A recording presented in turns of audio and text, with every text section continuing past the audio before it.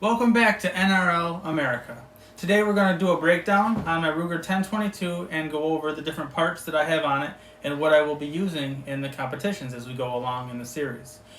The first thing I'll go over is the gun, and I'll also list the different prices of all the parts that I put into this so you have an idea of what it will cost. This is just a base Ruger 1022. This one here you can pick up for about $250 at your local gun store for the base model. When you get into the wooden stock for a sporter model, those are $350. You get to a takedown model, which is where the action actually breaks in half and you can separate it into two parts for travel.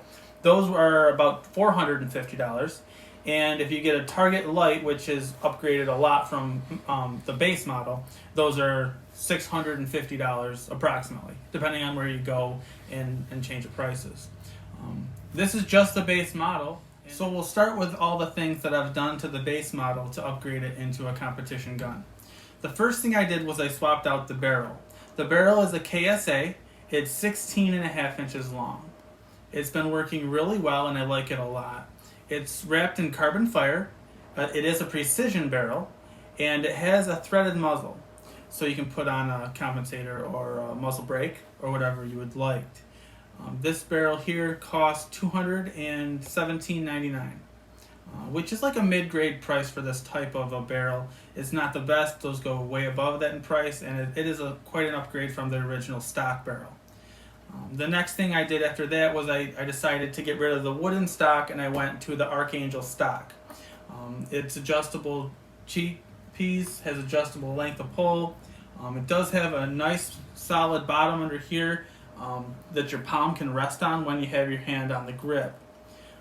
The grip tape you see here, that I got from Amazon. It was like $15 to $20 for this grip tape, which actually does a lot when you're holding onto the gun. The stock also includes two different points to anchor your strap, and accepted the action very well. I had to do a little bit of sanding for the barrel when I put that in for clearance for a free-floating barrel. Besides that, it went in very smooth and the tolerances were tight so that it doesn't move around, it doesn't have any play in it. It's a very solid feeling gun in the hand and it shoots very well. So that's basically everything on the stock. They do have these nice clicking adjustable pads, and they're a nice firm click so that you don't have to worry about this moving on its own at all, but you can adjust it on the fly if for some reason you needed to adjust while you're getting ready to shoot or whatever. No tools needed, you just adjust it just like that. So after the stock, the next thing I did is I went out and I bought a new scope. The scope I had on this gun originally was very cheap. It was a Walmart scope, and it didn't have a lot of the things you need for competition, and I wasn't even sure if it was a MOA or a mil scope. I threw all the box and the paperwork away, so I didn't have any information on that scope, and it was very cheap. So I decided to go online and look and research what is a good beginner scope for NRL.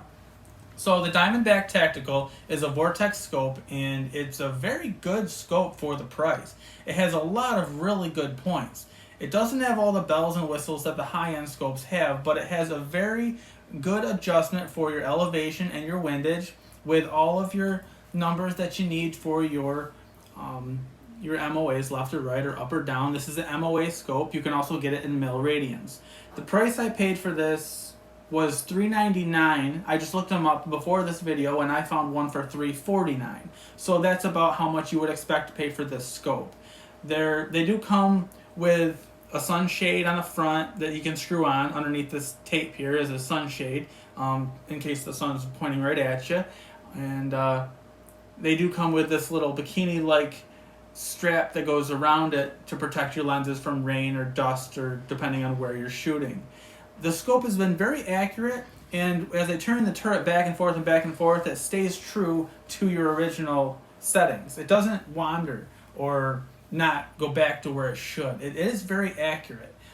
Mounting it to the gun was pretty straightforward. I just had to get a mount that would go on the Picatinny rail here, and I went for the Vortex. It's a cantilever. Let's see here. That costs $150 is what I paid for this Vortex cantilever. This is a 30 millimeter scope, so I had to make sure I got the right one to go with the scope and the mount on the gun. So the scope and the mount together were about $550. And for competition, that's about as low as you can go. And the sky's the limit from there. It just goes up and up and up. But this will eventually get upgraded, but for now it's working very well, and I'm very pleased with it. As far as the Archangel, you can get these clips, magazines, and these are really big and they look really cool, but they're not practical for NRL. They just stick way out too far, and they just get in the way of everything. These are 10-round magazines, even though they look like 25s. I had to order the 10s, but yeah, they're fun, but they're not practical, so I don't use those. What I do use is the typical Ruger magazine 10-round rotary mag. When these go up in there, they go up in pretty tight, and I needed a way to pull them out without taking too long. If I'm fiddling around with it, and I'm losing time. I only have 2 minutes per stage, right? So I drilled some holes, and I put strings through these magazines. And that seems to be working pretty well. It's easy to find, it's easy to pull out once I hit my mag release. And they pop out easy and quick, and I don't have to worry about getting my fingers up in there. They do make extensions on these that extend it down, and I thought about getting that. But I don't know how far it extends down, and when this magazine is up in the gun, it's flush. There's nothing sticking out. So I can rest this gun on a bag right here against the trigger and be very comfortable when I shoot. So that's why I decided to go with a string that just kind of moves out of the way. There's no interference when I set them on some sort of a bag for a barricade. I did find this gun is empty, notified by this flag. This is a remove before firing flag. This is for when you go up to the line, and anytime you're not shooting at the NRL competitions, you need a flag in your gun. You need something that indicates that the gun is safe and you can carry it around. And of course, you never point it at a person, but everyone needs to know that your gun is clear, that there's no ammunition in that gun and it cannot fire. So you need some sort of a flag to indicate that this weapon is safe, and it's indicated by that flag.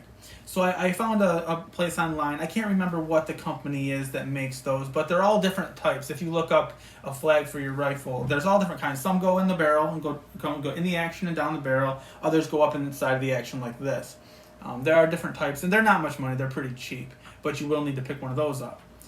After I did that, I found a cheap bipod for the front of this. I needed some sort of a bipod that I could put on different barricades and different things like tires and just at the regular prone position on the ground. But I wanted it adjustable and to work really well. So I found this cheap bipod on Amazon. And this one is a TWOD, T-W-O-D rifle bipod. It's very cheap. It's $27.89 right now on Amazon, which is not much at all for a gun part. But it works really well. Eventually I will upgrade it, but for running the courses right now, it's working just fine. Yes, it's made of steel, it's a little bit heavy, but it's not bulky, and it does work very well for what I need it to do. So I'll keep it as long as I feel like it. I might just upgrade it when I get to the point that it's not balanced in the gun, or I just feel like getting one that's nicer. But it does work just fine. As for the price, you can't beat it. So my bags is I found these S2 Delta bags, and they're a decent bag. This is a squeeze bag for behind the rifle. You can also put it up under the front, and they have different sizes. S2 Delta have this little guy here, and they have like a fortune cookie bag that I haven't purchased yet. I plan on getting that because it is an affordable, nice bag. I think it's like $49, and this one here was less than $30. If you look into the higher grade bags, they get pretty expensive when you get into the higher end ones. Eventually, yeah, it'd be nice to have one, but S2 Delta, they seem to be working very well, and the gun community is really friendly. So if they have different bags around at the shoots, everybody lets you borrow this bag or borrow that bag or see what equipment they have or use their spotting scopes or their binoculars. Everyone's very, very kind and generous to let you see what they have, and that it's an easy way to figure out what works for you and what is a good option. The The last thing I did to this gun that I wasn't pleased with is the trigger on the original gun. The trigger on the original gun had a very hard pull and it was spongy, and such a hard pull that when it broke for the shot, you could tell the gun was going off to the side. Now, part of that could be me pulling the gun to the side, but it was a very large click when it finally released. I did some research and I decided to go with this trigger here. This is a Timney trigger. It's the Kelvin Elite made by Timney. And this is a very cool trigger. It has a lot of options that other triggers don't come with. It has different inserts for the trigger mechanism itself. And in this bag here, I have different types of tips that go on. So one's just a flat tip. This one's curved. And then they have a flat tip with an L on the bottom of it. And then there's just a straight knurled post. So there's 4 different options that come with this trigger that you can choose from that make your grip and trigger finger nice and comfortable, and you can get the same grip with your finger every time so you have an accurate pull. This is very good. It actually comes with a nice mag release right here, which comes down and over, and as I push this down you can see that that just falls out nice and freely, so that when you need to change from your flag to your first magazine on the go signal, it falls out nice and easy, and it's a good transition. Overall, this package here is a very nice package. So the Timney trigger costs $285.99 right now online through Timney. It is a higher end and more expensive part of the build, but I would say one of the most important, because it's all about trigger control and how still you can be. And that's a very, very good trigger for this rifle. So next time we're going to go over some different ammos. And we're going to see which type of ammo runs through this gun the best. Every barrel has its own certain ammo that it likes, and it will shoot more accurately than the other ammo. So the first thing we'll try is this here is Federal. It is auto match, and you can get it at Walmart. It's a bulk ammo. I threw the boxes away and just put it in this crate here because I had so many boxes. I wanted to put it in this ammo case. This is just a bulk ammo. Nothing special about it. It's a lead nose 40 grain bullet. Nothing special. And they're relatively cheap. You get them in big boxes. We're going to try a different type of Federal after that. This is a bulk Federal that I have not tried in this gun before. It just says rimfire target, 36 grain. So this is a little bit lighter than that there. It's a copper-plated hollow point. And I'm not sure how hollow points will run through that, because so far I've just been using the round lead nose. We're also going to try out Winchester Wildcat. So this is a 40 grain bullet, and it's 1,300 feet per second, which is a lot faster than the CCI, which is what I've been shooting. See how that performs out of this gun. The other one is CCI Mini Mag, and they're pretty popular. There's a lot of people that like these bullets, and I figure we should give it a try and see how it performs out of the 1022. These are also a 36 grain bullet, and they're traveling about 1,260 feet per second, which is still quite a bit faster than the CCI standard velocity.